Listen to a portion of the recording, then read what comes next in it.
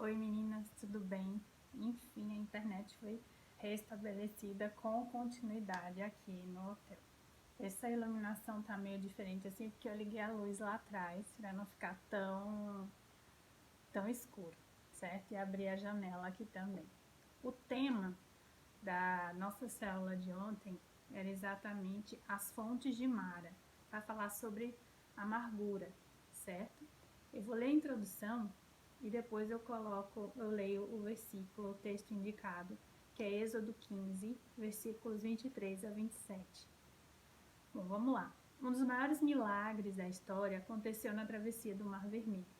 A Bíblia relata nesse texto que eles passaram a pé enxuto e tinham a boca cheia de cânticos e o coração transbordante de celebração. Eles adoravam a Deus e Miriam compôs uma canção de louvor e adoração e gratidão ao Senhor por ter aberto o mar. O povo estava cheio de um novo louvor e uma nova dança. Esse foi o maior milagre coletivo. Nenhum deles se negou a atravessar o mar, achando que estariam entrando numa cilada, pensando que quando estivessem no meio do mar ele iria se fechar. Mas naquela hora, o povo foi tomado de uma coragem e um poder sobrenatural, porque os líderes iam à sua frente. Os hebreus viram os egípcios sendo destruídos e experimentaram um grande livramento da parte de Deus. Caminharam por 3 dias no deserto, celebrando e dançando com alegria. E após isso tiveram sede. Vendo-se no deserto sem água, rapidamente esqueceram da alegria experimentada anteriormente. Quem nunca passou por isso, né? Eles começaram a murmurar por causa da sede. Debaixo de toda aquela murmuração encontraram um poço de águas amargas e desejaram até beber daquela água. Por causa da sede, houve murmuração contra Deus e contra Moisés. Que lições podemos tirar para as nossas vidas com esta experiência? E aí, você já murmurou? Você já se viu numa situação de desconforto e diz, puxa vida, não poderia ter acontecido nada pior comigo hoje. E aí, comigo, quando eu ajo assim, eu vejo Deus dar uma cutucada, colocar uma pessoa, uma situação e eu dizer, puxa, que besteira que eu tô reclamando. Tem gente numa situação muito pior do que eu e que pior ainda, né? Não tá reclamando, né? E olha que eu não sou uma pessoa que costuma reclamar, né? Só quando fica muito pesado. E aí, Êxodo 15, ele fala assim, no caso a gente vai ler versículo 23 a 27, mas no livro de Êxodo, capítulo 15, tá? Vou ler aqui para vocês. Então chegaram a Mara, mas não puderam beber das águas de Mara, porque eram amargas. Por isso chamou-se o lugar Mara. E o povo murmurou contra Moisés, dizendo, que havemos de beber? E ele clamou ao Senhor, e o Senhor mostrou-lhe uma árvore que lançou nas águas, e as águas se tornaram doces. Ali lhe deu estatutos e uma ordenança, e ali os provou. Então, geralmente, quando a gente passa por uma aprovação, a gente recebe uma orientação de Deus, que são os estatutos, e uma ordem, né? Fique, não fique, faça, não faça, obedeça, né? E geralmente são situações muito difíceis pra gente, né? Tanto que ela diz, e ali os provou.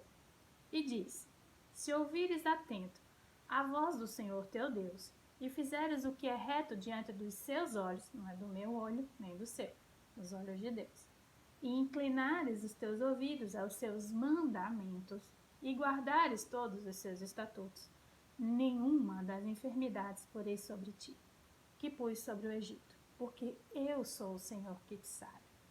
Amém? Então viram a Elim, e havia ali 12 fontes de água e 70 palmeiras, e ali se acamparam juntos das águas.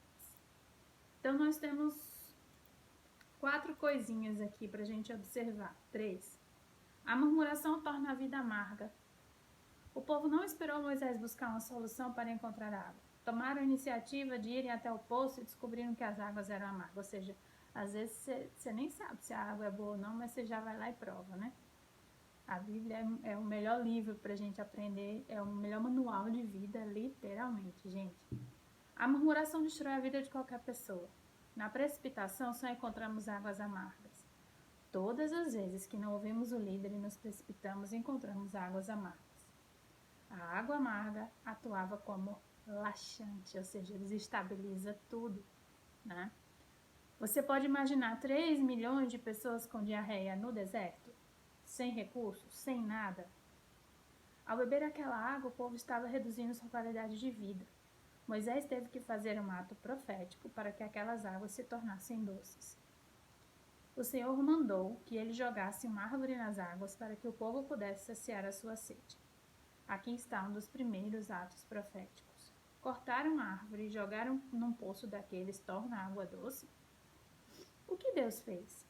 Mostrou que Jesus é a água da vida e é o único que pode tornar nossas águas amargas em águas doces.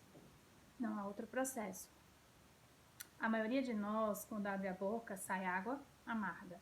A boca fala do que está cheio o coração. Então, por isso que a gente sempre tem que inventariar. Inventariar é um termo jurídico, mas é tipo analisar um a um dos nossos sentimentos antes da gente falar algo que possa externar amargura e causar consequências ainda piores, né?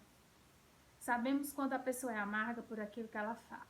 A pessoa que é amarga, ela é amarga de dentro para fora, né? Então, o que ela fala externa aquilo que tem dentro dela, e muitas vezes a fisiologia do corpo também traduz isso, né? Nas caras e bocas que a pessoa faz, naquela cara de deboche, aquela pessoa que faz, você já olha, você já tem até um certo receio de se aproximar, né? E a sensação, né? Parece que uma energia, né? Que não é de Deus, assim mesmo, que a pessoa emana, né? E aí a gente tem que pensar nisso, né? Precisamos nos libertar de toda doutrina humanista, porque a nossa capacidade de convencimento muitas vezes quer argumentar contra o princípio. Isso aqui é uma situação um pouco difícil da gente interpretar, mas literalmente falando,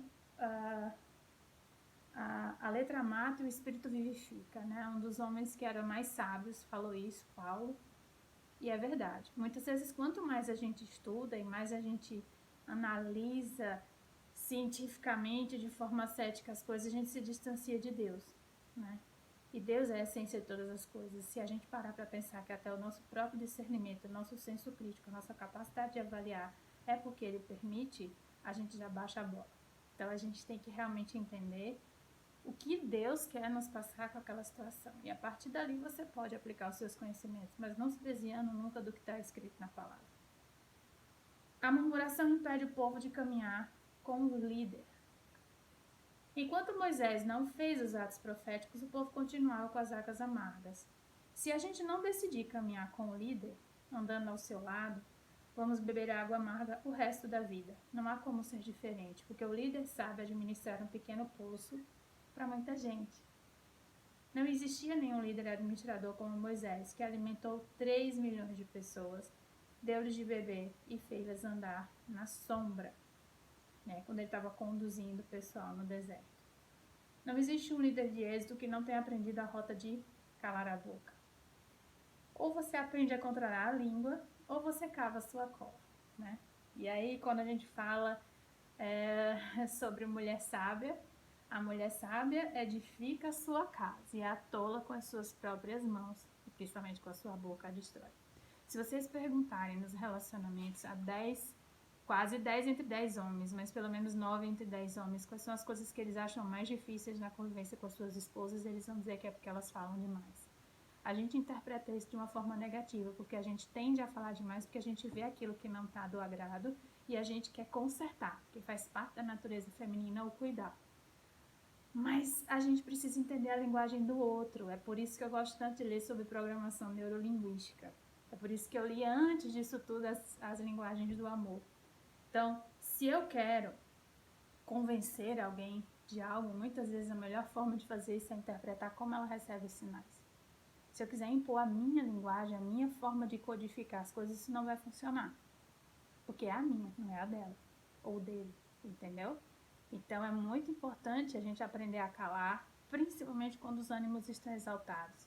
Por quê? Porque você vai ouvir o que você não quer, isso vai aumentar a sua cota de amargura. Amargura. Amar cura, sabe? Então, a gente tem que saber como falar, por que falar e quando falar.